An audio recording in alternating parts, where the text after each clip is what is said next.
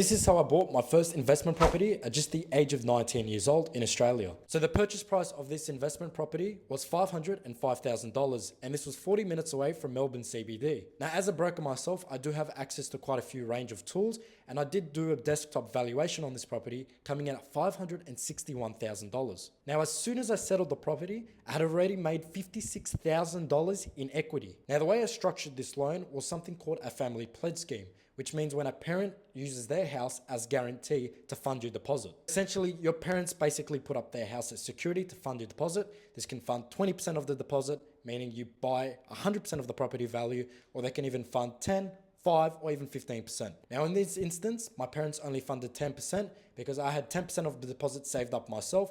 I also saved up stamp duty costs, and I also saved up external costs like solicitor fees and a buyer's agent fee. So out of my own pocket, I had to put $80,000 to contribute to this purchase. Essentially, my parents funded the rest of the 10% deposit, and I made sure I covered everything, including a buyer's agent fee of $6,000, which FYI was a great investment. Now, since I had the support from my parents, I didn't have to put in the rest of the deposit, meaning I put some into renovations. I ended up repainting the whole interior of the house, doing a full roof restoration, and repairing some cracks on the walls.